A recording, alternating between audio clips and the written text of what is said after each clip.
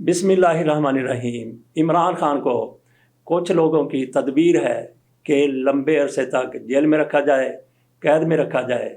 ये तदबीर है। तदबीर कुनंद बंदा, तकदीर कुनंद खंदा। इंसान तदबीर बनाता है, बंदा तदबीर करता है, लेकिन तकदीर उस पर बाज़ औक़ात हंस रही होती है।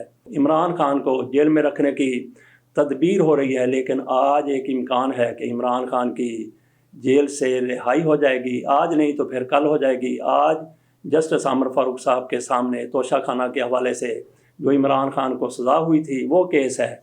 इस केस में आमिर फ़ारूक साहब की तरफ से इमरान खान की ज़मानत, इमरान खान की रिहाई कानून के मुताबिक, आइन के मुताबिक बनती है। ये तो पहले भी बनती थी, लेकिन जस्टिस आमिर फ़ारूक साहब की तरफ से इस मामले को जितना ज़्यादा देर तक लटकाया जा सकता था उन्होंने लटका लिया। 14 दिन तक इस केस को ले गए।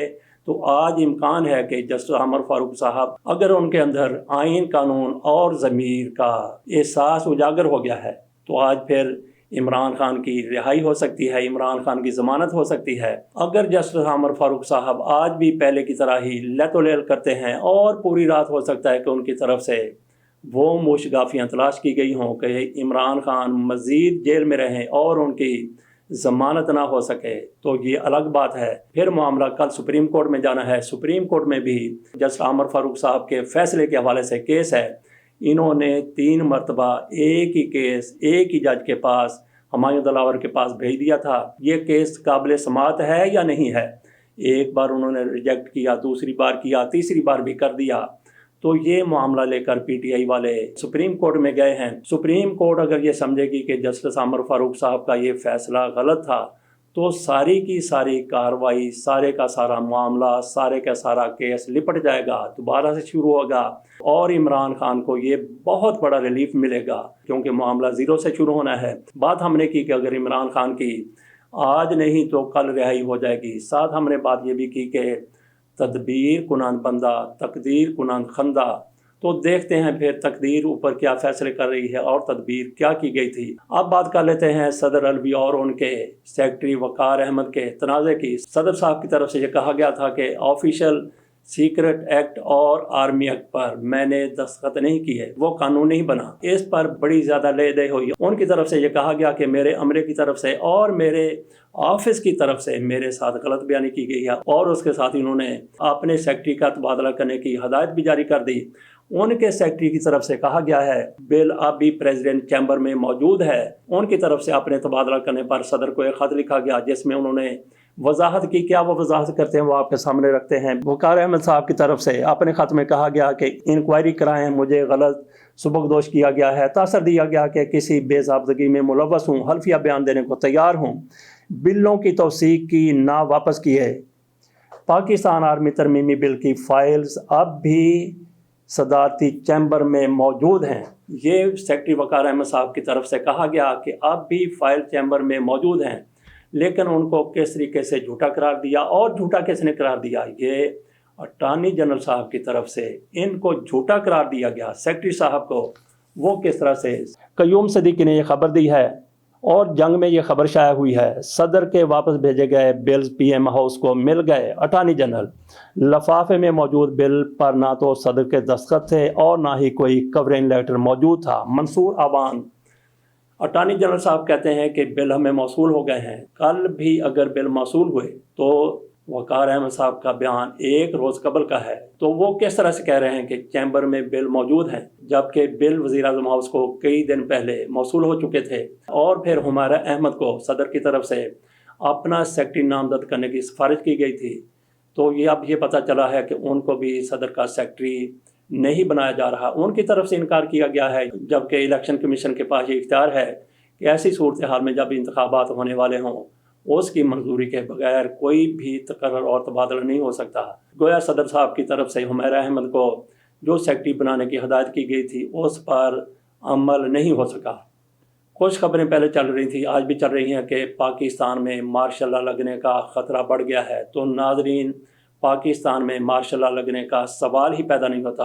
आखिरकार पाकिस्तान में मार्शल लॉ लगाने की क्या ज़रूरत है, जब भी मार्शल लॉ लगता है किसी न किसी वजह से लगता है, और ऐसी कोई वजूहात आज नज़र नहीं आ रही। तो जहाँ तक मामलात को कंट्रोल करने का सवाल है, जो मार्शल लॉ लगाते हैं उनकी मर्ज़ी के ख़िलाफ़ आज भी ऐसा कुछ भी नहीं हो सकता। जो वो ना चाहते हों तो फिर मार्शल लॉ की ज़रूरत ही क्या है। पहले भी हुकूमती मामलात में अदारों की मुदाखलत रही है। जब मार्शल लॉ लगता है तो सारे के सारे इख्तियारात पाक फ़ौज के पास चले जाते हैं। आज की सूरत हाल आपके सामने है, तो क्या ऐसी सूरत हाल में किसी भी मार्शल लॉ की कोई ज़रूरत है? मैं नहीं समझता कि पाकिस्तान में अब या कभी भी मार्शल लॉ लगेगा। उसकी कई दीगर वजूहात भी हैं। अगर इख्तियारात की बात है तो फिर आज मार्शल लॉ की कतन कोई ज़रूरत नहीं है।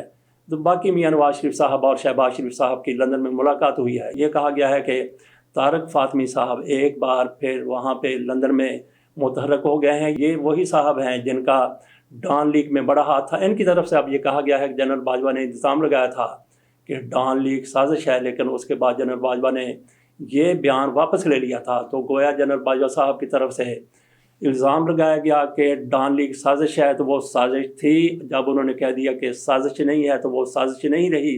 अब ये खबरें सामने आई हैं कि तारक फातमी साहब एक बार फिर फाल हो गए हैं, लंदन में मौजूद हैं। मियां नवाज शरीफ साहब की और उनके ख़ानदान की लुटिया डुबोने वालों में ये सर फहरिस्त थे। एक बार फिर ये मुतहरक हुए हैं, फाल हुए हैं। तो जो कसर ख़ानदान की लुटिया डुबोने में रह गई थी, तो वो तारक फातमी साहब अब लंदन में बैठकर पूरी करते हुए नज़र आ रहे हैं। इमरान खान के ख़िलाफ़ सीक्रेट एक्ट और शाह महमूद कुरैशी के ख़िलाफ़ भी यही सीक्रेट एक्ट लगा है, और इस हवाले से एक खसूसी अदालत बना दी गई है। उसके जज साहब हैं अबू अल हसनात, और उन्होंने एक समाअत भी शाह महमूद कुरैशी के हवाले से कर दी है। अगली समाअत इमरान खान के हवाले से होगी। क्या अबू अल हसनात साहब एक और हुमायूं दिलावर साबित होंगे? जिस तरीके से हुमायूं दिलावर ने बड़ी तेज़ी के साथ, बड़ी जल्दी के साथ, बड़ी सूरत के साथ इमरान खान को सज़ा सुना दी थी, तो क्या अबू अल हसनात भी इसी डगर पर चलते हुए इमरान खान को, शाह महमूद कुरैशी को सीक्रेट एक्ट के तहत जल्दी जल्दी तेज़ी से सज़ा सुना देंगे? ये बहुत बड़ा सवाल है। हो सकता है कि अबू अल हसनात साहब उस तरह से ना करें जिस तरीके से हुमायूं दिलावर की तरफ से किया गया था। हो सकता है कि ये अपने ज़मीर के मुताबिक, आइन के मुताबिक, कानून के मुताबिक, असूलों के मुताबिक, ज़वाबित के मुताबिक फ़ैसले करें। देखते हैं क्या होता है। वीला ख़त्म करने से कबल हम सदर आरिफ अलवी और उनके सेक्रेटरी की माबैन जो एक जुद की सूरत हाल है उस हवाले से बात करेंगे कि इस हवाले से नाजरीन आपको कौन सच्चा नज़र आ रहा है।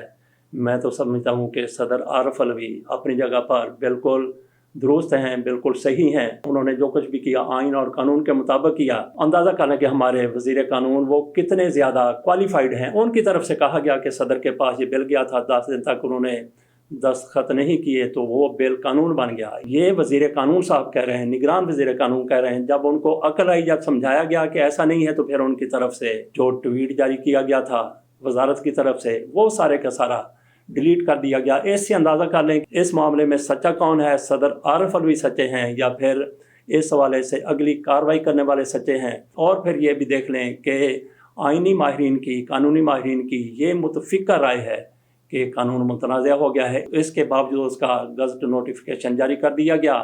अल्लाह हाफ़िज़।